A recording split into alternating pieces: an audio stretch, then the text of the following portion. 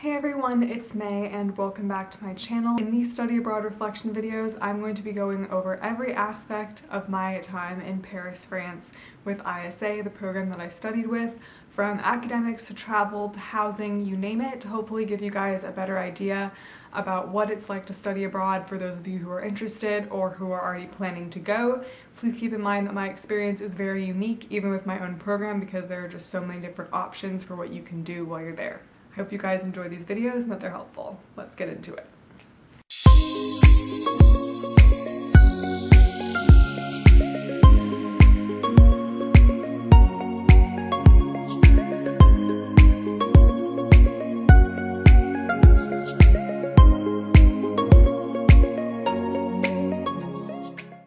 Hey everyone, welcome back. Today we're going to be talking about academics in France. I sort of touched on this in my general video, but I'm going to repeat some of that information just to give some background. For those of you who don't know, I'm going to be a fourth year senior at CSULB, but I was a second semester junior or third year when I was there. I know most people study abroad like spring, I guess fall too, fall or spring of junior year or fall of senior year to make sure you have time for your classes to transfer back. I also knew people who were sophomores while I was there. That was my original plan, was to study abroad spring semester sophomore year, but I ended up pushing it off so that I would be, more ready.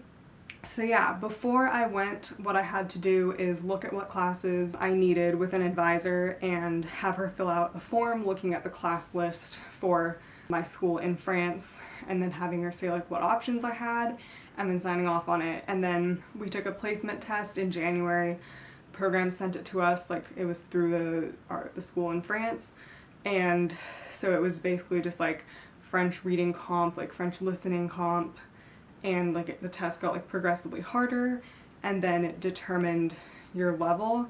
And of course, I said this in another video, but I messed up and I answered all the questions when you weren't supposed to. Like, you were only supposed to answer them if you knew it, because wrong answers took away points. But anyway, it was fine. Like, I got a level high enough to like get the classes that I needed. Just because of scheduling problems, I actually couldn't take all the classes that my advisor told me to, so I will have one class to take next semester, or spring semester, to finish out my French minor, because the units just don't transfer back as well as they should, but it's okay. Once we got there, during the first week of orientation, we went to the school and took like an in-person placement test where we had to write an essay and then like a little speaking thing just for them to verify that the level we got on our online test was valid. And so like mine was fine, and if you like didn't get the level you needed, you could like protest it, but like honestly I wouldn't recommend doing that unless you really need to, because the placement test is like there for a reason and you probably should just go with it. But if you like really need a higher level for like a class, then you can try to like talk to ISA. Like obviously I'm talking about this as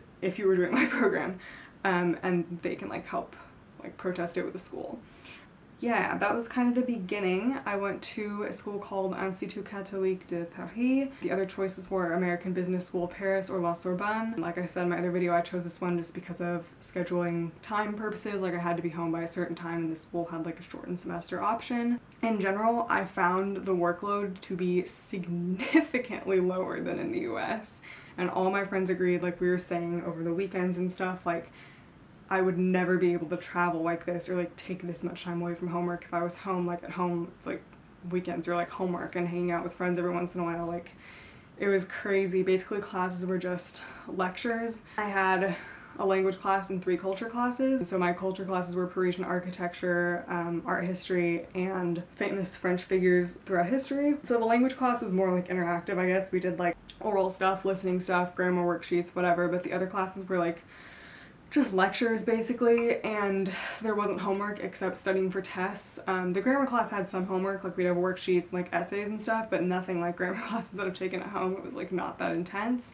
And then I had midterms and midterm projects, so that was pretty rough. Not as rough as midterms would have been at home, but like it still wasn't fun. I vlogged during that time. That's definitely when it got pretty hard. Like each of my classes had like an oral presentation that I had to do. Some of them were like partner, some of them were individual, and a midterm test, and then luckily it calmed down again after that. And time-wise, I had, each of the classes were 3 hours, which at first I was like, how am I ever gonna do that? Like I've never had a class that long, and like honestly it was pretty sucky, but you get through it. There was like a 15 to 20 minute break in the middle, so that was nice. And French professors, at least at my school, were not very punctual, so class didn't usually start till like 10 minutes after it was supposed to. So that was nice, because I'm like in the US, people are always like in the room, like ready with their notes. Professors are starting it right on the dot, like counting people tardy. Like that was not the way it was in France at all. Also, my classes were pretty small. I'd say they averaged around like 15 to 20 students, and there was one with only 5, which I actually did not like having it be that small. But yeah, definitely not the like lecture hall style at all, but I know at like, I think at La Sorbonne they were bigger, so like some of their classes were bigger at least, so it definitely depends on the school for that. We got 2 absences for most classes, like 2 unexcused absences if you still wanted your classes to transfer. I know some people got like more, but that's how it was for my classes. I think that was like the average was like 2.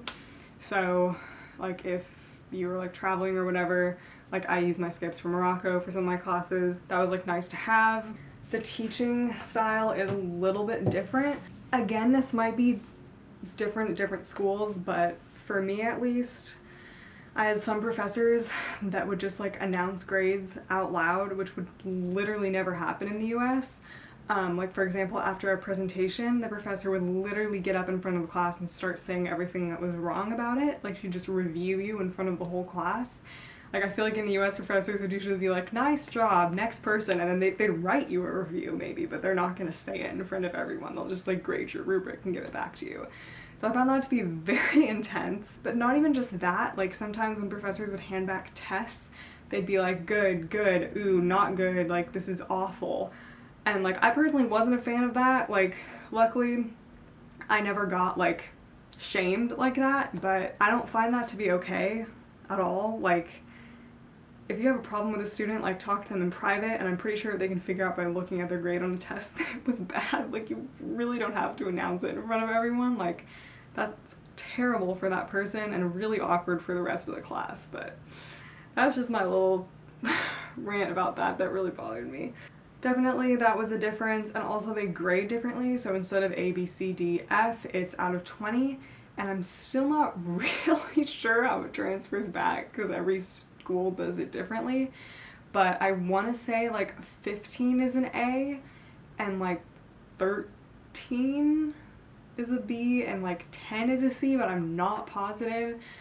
So like because of that like weird scale, professors grade like much harder. So you might look at your grade and be like, oh my gosh, like 16 out of 20 is like automatically like a B in American grading, because like an 18 would be an A, 16 would be, but it's like scaled back more. So it's weird. I don't know. I will let you guys know probably in a vlog when my grades come back, but they're not exactly speedy about doing that. For getting grades back, I got all my midterm tests back the week after with grades. We went over them in class, never got presentation grades back. I mean, my professor told me for 2 of them that it was good, but I don't know what that means. Like, I don't know what grade that transfers into. And obviously I don't know how I did on my finals because I left right after I took them. So yeah, we'll find that out later. It'll be a fun surprise in the middle of summer. I think it takes 3 months.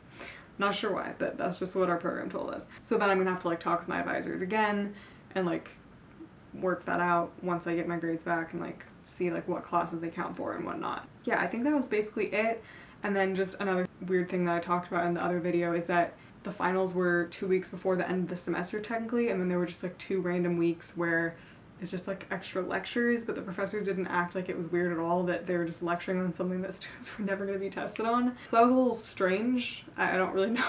Like in the US, like you take your final and you're done with the semester, but like I left right after finals because that's when my program ended for me. So yeah. Oh, and I think someone had a question. I like put on my Instagram story for you guys to ask me questions. Someone just asked, what were classes like? Were you able to stay on track with units? How was signing up? Etc. I basically just asked you guys to ask me questions just so like I could incorporate them into the videos in case there was anything I forgot. I think I pretty much covered that. Signing up was placement test online before, like I said. I talked about what they were like, and I definitely talk to your advisor before you leave. I mean, at CSULB you have to, it's required, which I didn't know until the last minute. But anyway, talk to your advisors before. They'll like tell you what classes you need, like how many units they're going to transfer back as, like all that stuff. And yeah, I hope this was informative for you guys. I hope you found this helpful. Please leave any questions you have down below, and I will get back to you as soon as possible. And yeah, please give this video a thumbs up and subscribe. And I will see you next time. I have lots more videos coming. Bye.